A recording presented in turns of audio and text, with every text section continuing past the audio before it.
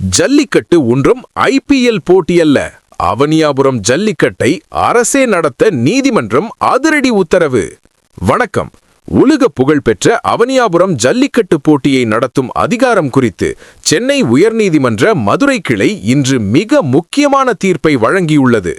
ஜல்லிக்கட்டு என்பது பொழுதுபோக்கு விளையாட்டு அல்ல, அது தமிழர்களின் அடையாளம் என குறிப்பிட்ட நீதிபதிகள் அதனை அரசே நடத்த வேண்டும் என அதிரடி உத்தரவிட்டுள்ளனர். இது குறித்த விரிவான தகவல்கள் இதோ.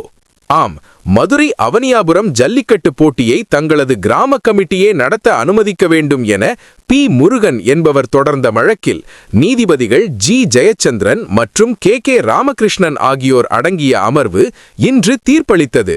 வழக்கை விசாரித்த நீதிபதிகள், ஜல்லிக்கட்டு போட்டி என்பது ஐபிஎல் கிரிக்கெட் போட்டி போன்றது அல்ல, இது சர்வதேச முக்கியத்துவம் வாய்ந்த ஒரு கலாச்சார நிகழ்வு.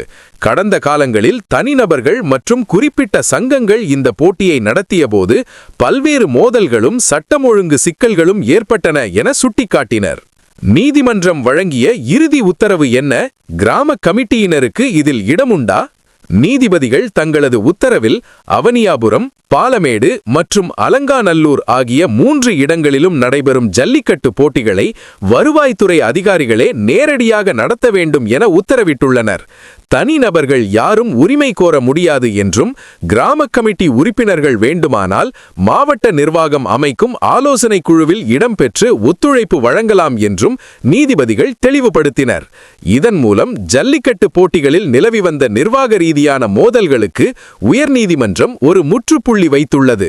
நீதிமன்றத்தின் இந்த உத்தரவை தொடர்ந்து ஜனவரி 15ஆம் தேதி நடைபெறவுள்ள அவனியாபுரம் ஜல்லிக்கட்டுக்கான ஏற்பாடுகளை மாவட்ட நிர்வாகம் தீவிரப்படுத்தியுள்ளது. முக்கிய குறிப்பு: ஜல்லிக்கட்டு அட்டவணை 2026. ஜனவரி 15 அவனியாபுரம், ஜனவரி 16 பாலமேடு, ஜனவரி 17 அலங்காநல்லூர்.